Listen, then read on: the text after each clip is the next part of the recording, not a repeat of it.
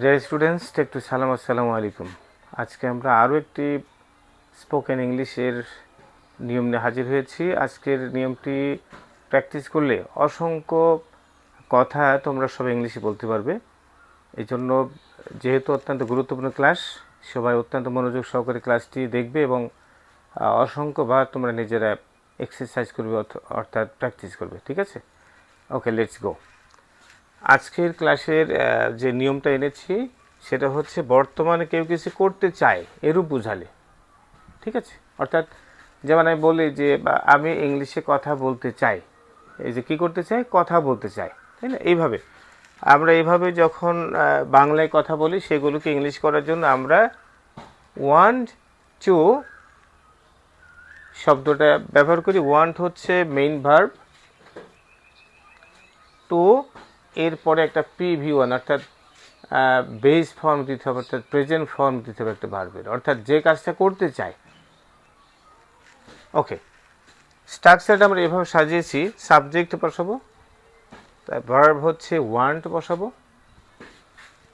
তারপরে টু দিয়ে এরপর আমরা একটা ভার্বের প্রেজেন্ট ফর্ম বসাবো, যেই কাজটা আমরা মূলত করতে চাই সেটা বসাবো। তারপর অবজেক্টটা বসাবো, অর্থাৎ এছাড়া অন্যান্য যদি আরও কিছু থাকে সেগুলোকে আমি দেবো। ওকে, ফর এক্সাম্পল আমরা কিছু এক্সাম্পল নিয়ে এসেছি। যেমন আমি বিদ্যালয়ে যেতে চাই। কি চাই? যেতে, যেতে চাই। দেখি আমরা স্ট্রাকচারে ছিল শুরুতে সাবজেক্ট, আমরা এই সেন্টেন্সের মধ্যে সাবজেক্টটা কী পেয়েছি? আই, আমি।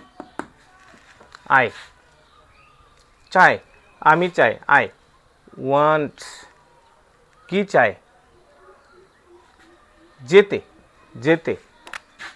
যাওয়া মানে অর্থাৎ go, to go, to go. I want to go, কোথায়? To school. I want to go to school.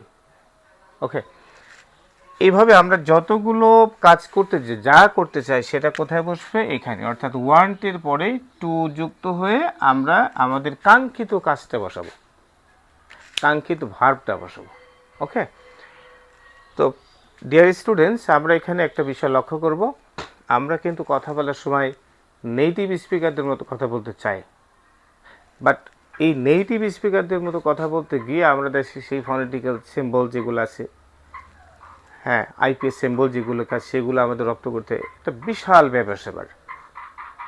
কিন্তু আমরা সংক্ষিপ্ত ক্লাসে তো এত শিখে পারা যাবে না, বাট আমরা কিছু কিছু প্রোনাউন্সিয়েশন আমরা দেখিয়ে দেব ইন শর্ট। ফর এক্সাম্পল, এখানে আমরা যদি দেখি নেটিভ স্পিকার যারা আমেরিকান যারা কথা বলছেন, তারা কিন্তু এখানে টু গো বলছে না, আই ওয়ান্ট বলছে না। আই ওয়ান্ট টু গো, তারা স্পেসিফিক্যালি আই ওয়ান্ট টু গো বলছে না। তারা কি বলে? তারা কি ব্যবহার করে এখানে? তারা বলে I wanna go, I wanna go, I wanna go. আমরা বলি টু স্কুল, তারা টু বলছে না। তাহলে কি বলছে? তারা বলছে I want to go to school. I want to go to school.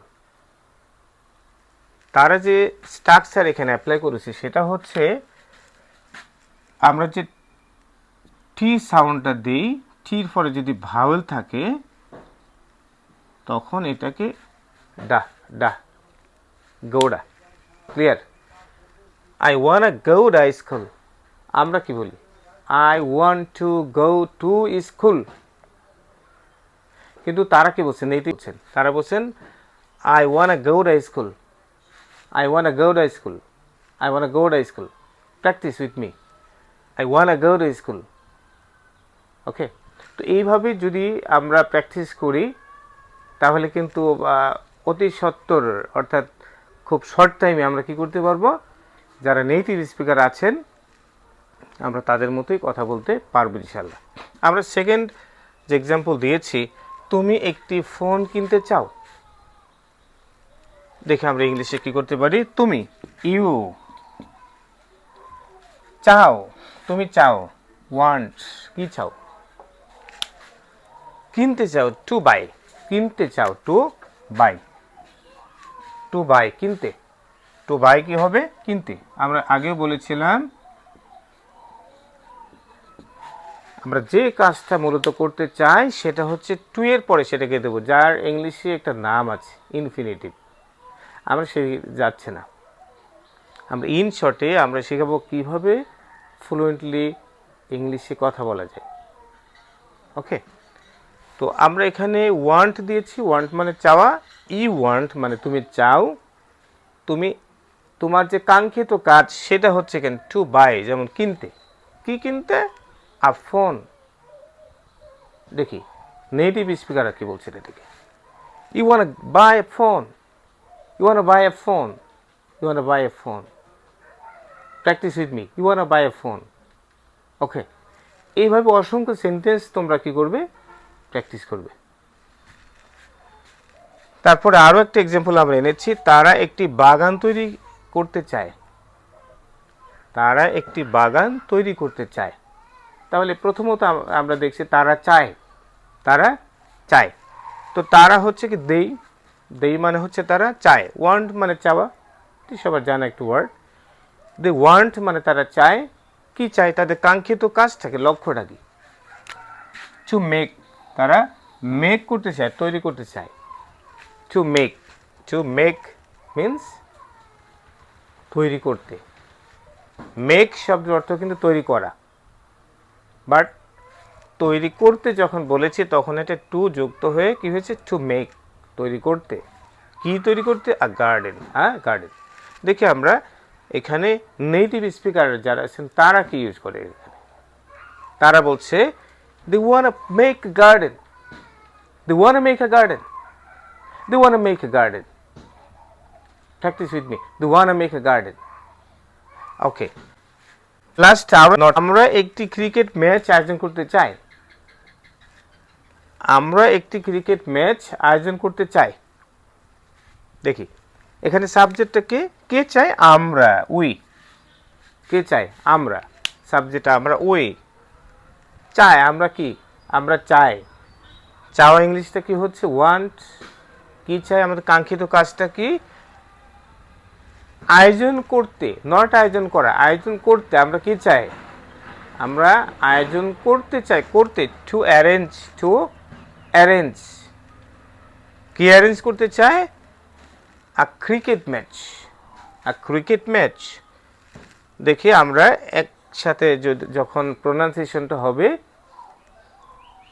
তখন দেখি নেটিভ স্পিকার কি বলছেন, we want arrange a cricket match, we want arrange a cricket match,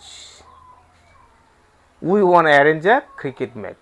okay, আমরা একটা নোট এনেছি, যদিও তার এক্সাম্পলটা দেওয়া এখানে স্পেসে হয় নাই, নোট করেছি। আমরা লক্ষ্য করব এখানে সাবজেক্টটা কিন্তু আই ছিল, আই মানে আমি, ইউ তুমি, দে তারা, উই আমরা, রাইট। যদি আমরা এই সাবজেক্টের স্থানে হি-কে পাই, শি-কে পাই, ইট পাই, অথবা একটি নাম অর্থাৎ যে কোনো নেম পাই, একটা সিঙ্গেল নেম, এগুলো যদি সাবজেক্ট হয় সেক্ষেত্রে এই ওয়ান্ট যে ভার্ব তার সাথে কিন্তু একটা এস যুক্ত করব, এস সাউন্ড, এস যুক্ত হবে। ফর এক্সাম্পল এখানে আই না হয়ে যদি হি থাকতো তখন কিন্তু এই ওয়ান্টের সাথে একটা এস যুক্ত হতো, ক্লিয়ার। ইউ না হয়ে যদি এখানে শি থাকতো অথবা হি থাকতো তখন এই ওয়ান্ট ভার্বের সাথে একটা এস যুক্ত হতো।